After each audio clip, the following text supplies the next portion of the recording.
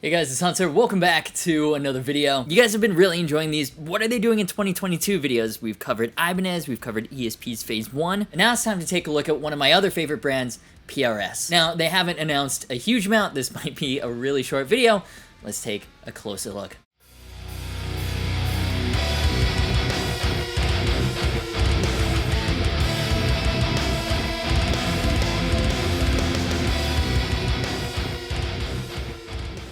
Alright, so I'm on the PRS website right now. Let's see what we got.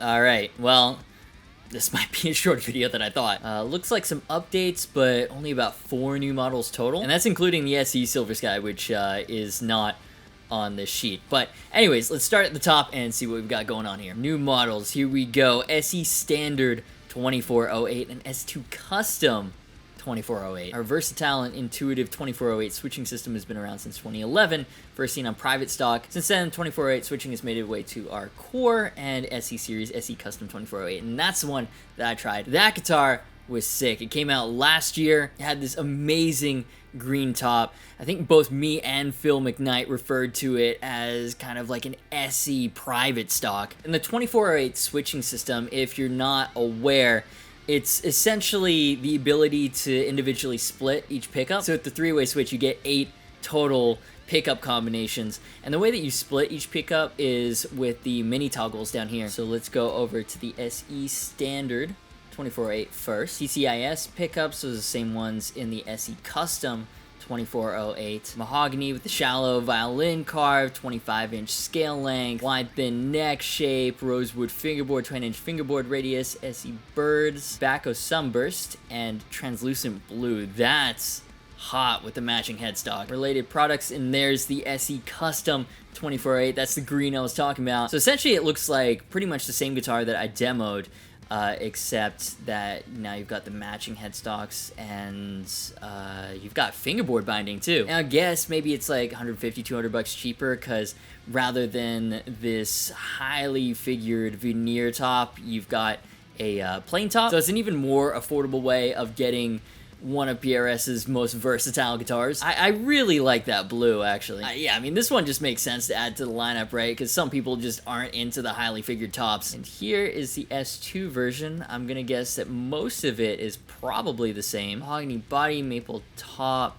rosewood fingerboard, 10-inch fingerboard radius. Oh, the colors, though. Ooh. All right, let's see. So this is black amber, Bonnie pink cherry burst, elephant gray, Ariza oh my goodness, fire red burst, and lake blue. Oh man, no, that Ariza Verde. S2 is really cool. It's like PRS's more affordable American line. They're built in Maryland, same as the core line, so the build quality is American PRS through and through. And then it's got some import parts to help keep the cost down, so 8515S pickups, and then rather than the full violin carve of cores, they've got the beveled flat tops. Man, Fire Red Burst looks really good too. Can we also just take a second and thank PRS for finally updating their website? That way you can actually see what each color on that model looks like. That used to drive me nuts that you couldn't do that. Yeah, man, I really like the 2408 platform. It's, you know, it's just a more versatile custom 24. Who doesn't want more versatility? One thing I find funny about them though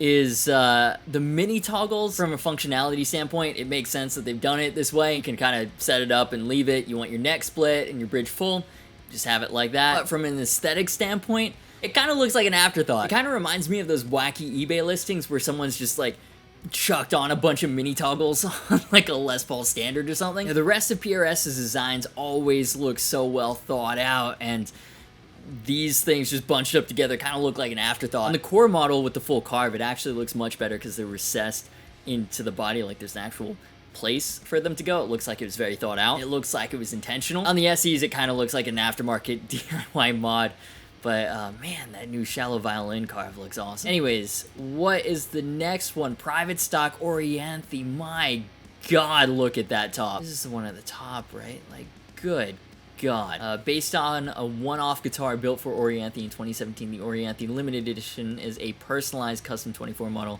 with a few exciting appointments. and unfortunately it is a private stock, so I don't even want to know the price on that. No limit to the number, but order windows January 11th to December 31st. Okay, so it's this year only. Good news, right now, forget the down payment, you can get one of these instead. Might be worth it looking at that top. Holy shit. Those flower inlays are sick too. Custom lotus vine inlay, similar to the classic Tree of Life inlay, made from Asian pink coral and mother of pearl. That's coral inlays. I guess it's coral in the headstock too. That is sick. Yeah, damn. I mean, okay, so PRS has a habit of bringing features from their private stock down to the SE at some point, so I'm going on pure, blind, hopeful optimism. I hope we get an SE version of this. I would play the shit out of that thing. Alright, what else we got? Oh, wait, so that's it for new models. Now, let's take another look at the Silver Sky then. SE Silver Sky. This blew up my timeline all of last week. From what I could tell, everyone who played it loved it. The YouTube comments, less so. And understandable. Spec-wise, it's not exactly the same as the USA version. You know, beyond that, the pickups are different, the body wood is different, the fingerboard radius is also different between this and the USA version. USA version has a 7 1/4 inch fingerboard radius. This is 8.5 inches, which in fairness is still very, very round. It's not quite the same though. And is it just me, or do those birds look tiny? Fretboard inlay, small birds. Okay, birds aren't real. Okay, I'm gonna come to the defense of the SE Silver Sky real quick. I still have not tried it. I really want to, and the reason for that is at $849, the SE Silver Sky is probably the closest you're gonna find to a vintage Strat experience. You know, these old Strats are known for having like the thick necks and the really round fingerboards, but really round fingerboards, that's pretty difficult to do on affordable guitars. In fact, Fender doesn't do any 7 1/4 inch, like they only do 9.5 inches. This has to do with consistency and setup. Flatter is generally easier. Fender's Ventera series comes in at like $1049, $1099, and that is their most affordable vintage spec series. And this is like $200 cheaper. I don't think that the colors are super exciting, and I wish there was a maple fingerboard option, but this is gonna kill it in sales. One, because John Mayer's the fucking man, and two, this seems like a really compelling option for fans of vintage Strats with those really round fingerboards. You know, as good as the Squire Classic vibes are, they've got that modern Fender 9.5 inch fingerboard radius. So anyways, I've got a whole video on the spec differences between the SE Silver Sky and the American Silver Sky if you want to check that out, link in the cards. And the last thing, model updates, acoustics. This is a metal channel, we don't care about that. And Holcomb SVN signature guitars and SE Custom 24 Floyd now come with the shallow violin carve.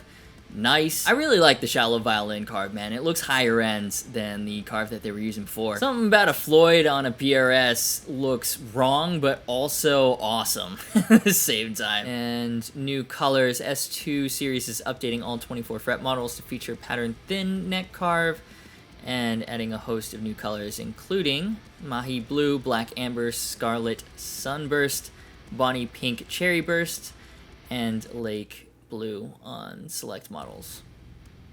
Cool. And that is it for the new models. Short and sweet. All right, so a couple of key takeaways. Obviously, not one of the huge new lineup reveals that we've seen in the past. Makes sense, this is now year 3 of extreme supply chain issues. 2, the shallow violin carve is awesome, it's refined. We're getting closer to the core models as the capabilities of import factories improves, and that'll be the definitive look of SEs going forward. Any new signatures, 7 strings, baritones, you can expect them to have the shallow violin carve. 3, PRS has a very strong identity. All of the new models are immediately identifiable as PRS guitars. Now, while I love the focus on the super versatile 2408 platform and how that's available now at all the price points, and appreciate the long-awaited SE Silver Sky is here in all its affordable glory, for me at least, there wasn't anything that made me go, wow, I can't believe they did that. And again, it probably goes back to the supply chain point. Resources are so limited, there's only so much you can do. And you have to focus on products that you know are going to appeal to fans of the brand. But none of these are huge talking points, with the exception of the SE Silver Sky. It's obviously big news. we'd assumed that would be happening at some point, though, and we kind of already knew from leaks that it was coming. What I mean, though, is, like, you know, if they would release that Wes Borland guitar-based hybrid signature as an SE, for example, that would have been a massive talking point. I think they were banking on the SE Silver Sky stealing the show, and in fairness, it's going to be a huge seller for them. So those are just my thoughts and initial reactions. You know, I like PRS guitars a lot. I like SE guitars a lot. I don't really mind them playing it safe, but if you're not as excited, I totally get where you're coming from. Curious what you're thinking, though, about the new lineup. Let me know in the comments down below. But for now, though, that'll do it for this quick little reaction video. If you've made it all the way to the end of the video and you haven't subscribed yet, well, you may as well at this point. And also hit the bell for notifications. That way YouTube will maybe let you know when I upload a new video. Pretty random, to be honest, and that's why I love my awesome patrons whose names are on the screen right now. They make this and all the other content possible. Hugely appreciate all you guys for watching and just hanging out and talking guitar. Social media, merch, and Discord server links are in the description. As always, thank you so much for watching. You've been awesome, and I'll see you for the next video.